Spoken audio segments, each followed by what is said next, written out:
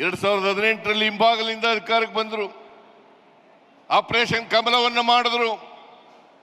2018ರಲ್ಲಿ ಮತ್ತೆ ಆಪರೇಷನ್ ಕಮಲವನ್ನು ಮಾಡಿದ್ರು.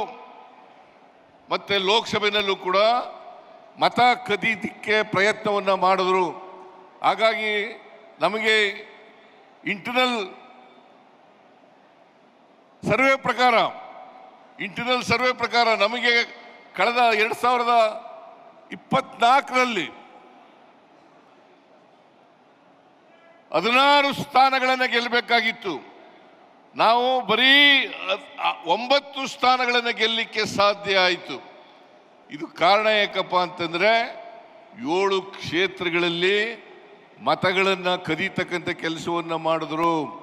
ಈಗಾಗಲೇ ರಾಹುಲ್ ಗಾಂಧಿಯವರು ನಿಮಗೆ ಯಾವ್ಯಾವ ರೀತಿಯಲ್ಲಿ ಮತವನ್ನು ಕದೀಲಿಕ್ಕೆ ಸಾಧ್ಯ ಆಗ್ತದೆ, ಮಹದೇವಪುರ ವಿಧಾನಸಭಾ ಕ್ಷೇತ್ರದಲ್ಲಿ ಯಾವ ರೀತಿ ಮತವನ್ನು ಕದ್ದಿದ್ದಾರೆ ಅಂತಕ್ಕಂಥದ್ದನ್ನು ಪ್ರಸ್ತಾಪ ಮಾಡಿದ್ದಾರೆ.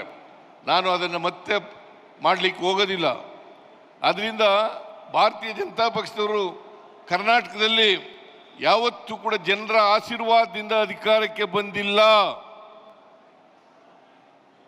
ಹಿಂಬಾಗಲಿನಿಂದ ಮತ ಕದಿಯೋದರಿಂದ ಅವರು ಆಪರೇಷನ್ ಕಮಲದ ಮೂಲಕ ಅಧಿಕಾರಕ್ಕೆ ಬಂದಿದ್ದಾರೆ ಹೊರತು ಯಾವತ್ತೂ ಕೂಡ ಜನರ ಆಶೀರ್ವಾದವನ್ನು ಪಡೆದು ಅಧಿಕಾರಕ್ಕೆ ಬಂದಿಲ್ಲ ಅಂತಕ್ಕಂಥದ್ದು ನಿಮ್ಮೆಲ್ಲರ ಗಮನಕ್ಕೆ ತರಲಿಕ್ಕೆ ಬಯಸ್ತಾ ಇದ್ದೇನೆ. ಅದರಿಂದ ಇವತ್ತು ನರೇಂದ್ರ ಮೋದಿಯವರು ಪ್ರಧಾನಮಂತ್ರಿ ಆದಮೇಲೆ ಈ ದೇಶದಲ್ಲಿ EVM ಅನ್ನ ಜಾರಿಗೆ ತಂದ ಮೇಲೆ ಅದನ್ನು ದುರುಪಯೋಗ ಮಾಡ್ಕೊಳ್ತಕ್ಕಂಥದ್ದು, EVM ಅನ್ನ ಮತ್ತೆ ಮತ ಕಳ್ತನ ಮಾಡ್ತಕ್ಕಂಥದ್ದು, ಈ ಮೂಲಕ ಆಪರೇಷನ್ ಕಮಲವನ್ನು ಮಾಡ್ತಕ್ಕಂಥದ್ದು, ಈ ಮೂಲಕ ಅಧಿಕಾರಕ್ಕೆ ಬರ್ತಕ್ಕಂಥ ಪ್ರಯತ್ನವನ್ನು ಮಾಡ್ತಾ ಇದ್ದಾರೆ. ಇದು ಬರೀ ಕರ್ನಾಟಕದಲ್ಲಿ ಅಷ್ಟೇ ಅಲ್ಲ, ಇಡೀ ದೇಶದಲ್ಲಿ ನಡೆದಿರ್ತಕ್ಕಂಥ ವಿಚಾರ.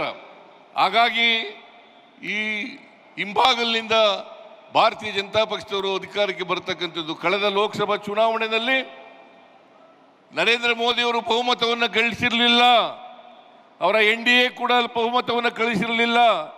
ಸುಮಾರು 60, 70, 80 ಕ್ಷೇತ್ರಗಳಲ್ಲಿ ಈ ರೀತಿಯಾದ ಮೋಸವನ್ನು ಮಾಡಿ ಅಧಿಕಾರಕ್ಕೆ ಬಂದಿರತಕ್ಕಂಥದ್ದು ಅಂತಕ್ಕಂಥ ಮಾತುಗಳನ್ನು ಹೇಳಲಿಕ್ಕೆ ಬಯಸ್ತಾ ಇದ್ದೇನೆ. ಅದರಿಂದ ನರೇಂದ್ರ ಮೋದಿಯವರಿಗೆ ಅಧಿಕಾರದಲ್ಲಿ ಇರಲಿಕ್ಕೆ ಯಾವುದೇ ನೈತಿಕ ಹಕ್ಕಿಲ್ಲ ಅಂತಕ್ಕಂಥ ಮಾತುಗಳನ್ನು ಹೇಳಲಿಕ್ಕೆ ಬಯಸ್ತಾ ಇದ್ದೇನೆ. ಅದರಿಂದ ನರೇಂದ್ರ ಮೋದಿಯವರು ಕೂಡಲೇ ರಾಜೀನಾಮೆ ಕೊಡಬೇಕು.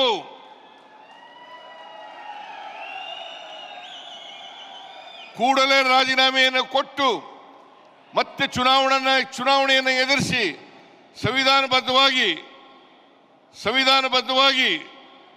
ಯಾವುದೇ ಮೋಸವನ್ನು ಮಾಡದೆ, ತಂತ್ರಗಾರಿಕೆಯನ್ನು ಮಾಡದೇನೆ ಗೆದ್ದು ಬಂದರೆ ಜನರ ಆಶೀರ್ವಾದ ಯಾರು ಇರ್ತದೆ ಅವ್ರು ಮಾತ್ರ ಅಧಿಕಾರದಲ್ಲಿ ಇರಲಿಕ್ಕೆ ಸಾಧ್ಯ ಆಗ್ತದೆ. ಈ ಎಲೆಕ್ಷನ್ ಚುನಾವಣಾ ಆಯೋಗ ಇದೆಯಲ್ಲ, ಅದು ಒಂದು BJPಯ ಬ್ರಾಂಚ್ ಆಫೀಸ್ ಥರ ಕೆಲಸ ಮಾಡಲಿಕ್ಕೆ ಪ್ರಾರಂಭ ಮಾಡಿದೆ.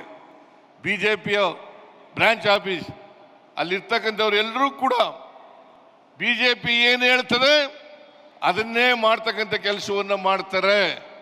ಹಾಗೆ ಇದನ್ನ ತಾವೆಲ್ಲ ತಿಳ್ಕೋಬೇಕಾಗ್ತದೆ. ಅದಕ್ಕೋಸ್ಕರ ಇವತ್ತು ಸೆಂಟ್ರಲ್ ಎಲೆಕ್ಷನ್ ಕಮಿಷನ್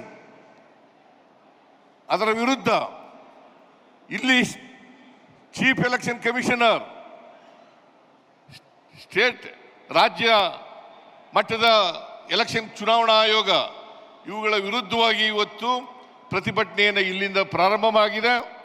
ಇದು ಇಡೀ ದೇಶದಲ್ಲಿ ರಾಹುಲ್ ಗಾಂಧಿಯವರು ಈ ವಿಚಾರವನ್ನು ಎತ್ತಿಕೊಂಡು, ಚುನಾವಣಾ ವಿಚಾರವನ್ನು ಎತ್ತಿಕೊಂಡು ಹೇಗೆ BJPಯವರು ಮೋಸ ಮಾಡ್ತಾರೆ, ಮನುವಾದಿಗಳು ಮೋಸ ಮಾಡ್ತಾರೆ.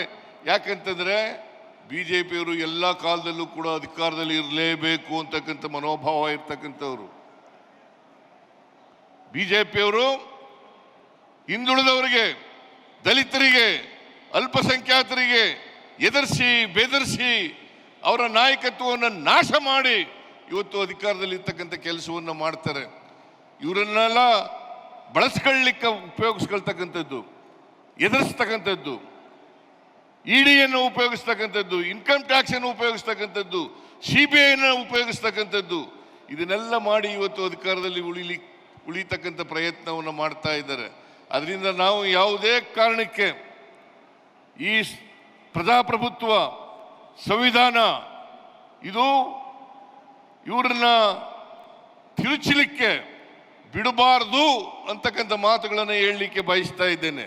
ಅದರಿಂದ ಸಂವಿಧಾನವನ್ನು ಉಳಿಸ್ತಕ್ಕಂಥದ್ದು, ರಕ್ಷಣೆ ಮಾಡ್ತಕ್ಕಂಥದ್ದು ನಮ್ಮೆಲ್ಲರ ಜವಾಬ್ದಾರಿ ಅಂತಕ್ಕಂಥ ಮಾತುಗಳನ್ನು ಹೇಳಲಿಕ್ಕೆ ಬಯಸ್ತಾ ಇದ್ದೇನೆ. ಅದರಿಂದ ಸಂವಿಧಾನ ಉಳಿದ್ರೆ ನಾವೆಲ್ಲ ಉಳಿಲಿಕ್ಕೆ ಸಾಧ್ಯ ಆಗ್ತದೆ.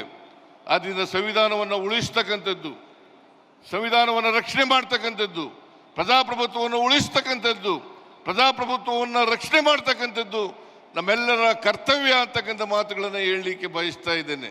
ಯಾಕೆಂದರೆ ಈ ಸಂವಿಧಾನ ಉಳಿದ್ರೆ ಸಮಾನತೆ ಬರಲಿಕ್ಕೆ ಸಾಧ್ಯ ಆಗ್ತದೆ.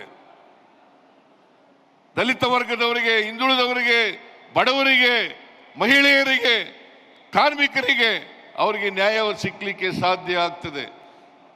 ಈ ಅಸಮಾನತೆಯನ್ನು ಎಲ್ಲಿವರೆಗೆ ನಾವು ತೊಡೆದಾಕದಿಲ್ವೋ ಅಲ್ಲಿವರೆಗೆ ಈ ದೇಶದಲ್ಲಿ ಶಾಂತಿ, ನೆಮ್ಮದಿ ಉಳಿಲಿಕ್ಕೆ ಸಾಧ್ಯ ಇಲ್ಲ ಅಂತಕ್ಕಂಥ ಮಾತುಗಳನ್ನು ಈ ಸಂದರ್ಭದಲ್ಲಿ ಹೇಳಲಿಕ್ಕೆ ಬಯಸ್ತಾ ಇದ್ದೇನೆ. ಆದ್ದರಿಂದ ಅಸಮಾನತೆಯನ್ನು ತೊಡೆದಾಕ್ತಕ್ಕಂಥದ್ದು ನಮ್ಮೆಲ್ಲರ ಜವಾಬ್ದಾರಿ. ಇದು ಬರಬೇಕಾದ್ರೆ, ಇದು ಆಗಬೇಕಾದ್ರೆ ಯಾರಿಗೆ ಸಾಮಾಜಿಕ ನ್ಯಾಯದಲ್ಲಿ ನಂಬಿಕೆ ಇದೆ, ಯಾರಿಗೆ ಭಾತೃತ್ವದಲ್ಲಿ ನಂಬಿಕೆ ಇದೆ, ಯಾರಿಗೆ ಸಂವಿಧಾನದಲ್ಲಿ ನಂಬಿಕೆ ಇದೆ, ಯಾರಿಗೆ ಪ್ರಜಾಪ್ರಭುತ್ವದಲ್ಲಿ ನಂಬಿಕೆ ಇದೆ, ಅವರು ಮಾತ್ರ ಅಧಿಕಾರಕ್ಕೆ ಬಂದಾಗ ಮಾತ್ರ ಎಲ್ರಿಗೂ ಸಮಾನ ಅವಕಾಶಗಳು ಸಿಗಲಿಕ್ಕೆ ಸಾಧ್ಯ ಆಗ್ತದೆ.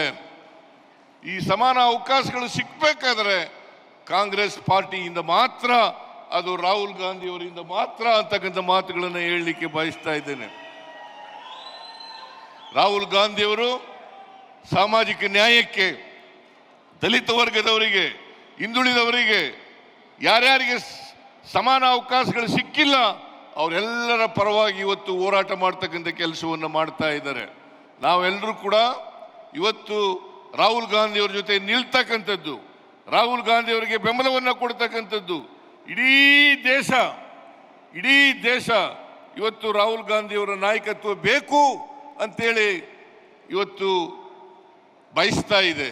ಅದಕ್ಕೋಸ್ಕರ ನಾವೆಲ್ಲರೂ ಕೂಡ ರಾಹುಲ್ ಗಾಂಧಿಯವರ ಜೊತೆ ನಿಲ್ಲೋಣ, ರಾಹುಲ್ ಗಾಂಧಿಯವರ ಹೋರಾಟದಲ್ಲಿ ನಾವೆಲ್ಲರೂ ಕೂಡ ಪಾಲ್ಗೊಳ್ಳೋಣ ಅಂತಕ್ಕಂಥ ಮಾತುಗಳನ್ನು ಹೇಳಿ ಇವತ್ತು ಇಷ್ಟೊಂದು ದೊಡ್ಡ ಸಂಖ್ಯೆಯಲ್ಲಿ ತಾವೆಲ್ಲ ಬಂದಿದ್ದೀರಿ. ನೀವು ಬಂದು ರಾಹುಲ್ ಗಾಂಧಿಯವರಿಗೆ ಬೆಂಬಲವನ್ನು ವ್ಯಕ್ತ ಮಾಡಿದಿರಿ, ಅದಕ್ಕೆ ನಿಮಗೆಲ್ಲರಿಗೂ ನಮಸ್ಕಾರಗಳನ್ನು ಹೇಳಲಿಕ್ಕೆ ಬಯಸ್ತಾ ಇದ್ದೇನೆ. ಮತ್ತು ಇಷ್ಟೊಂದು ದೊಡ್ಡ ಪ್ರಮಾಣದ ಕಾರ್ಯಕ್ರಮವನ್ನು ಏರ್ಪಾಡು ಮಾಡಿದವರು KPCC ಅವರು. ಅದರಿಂದ KPCC ಅಧ್ಯಕ್ಷರಿಗೆ, ಅವರ ಎಲ್ಲ ಪದಾಧಿಕಾರಿಗಳಿಗೆ ಮತ್ತು ನಿಮಗೆ ನಮಸ್ಕಾರಗಳನ್ನು ಹೇಳಿ ನನ್ನ ಮಾತುಗಳನ್ನು ಮುಗಿಸ್ತೇನೆ. ಜೈ ಹಿಂದ್, ಜೈ ಕರ್ನಾಟಕ.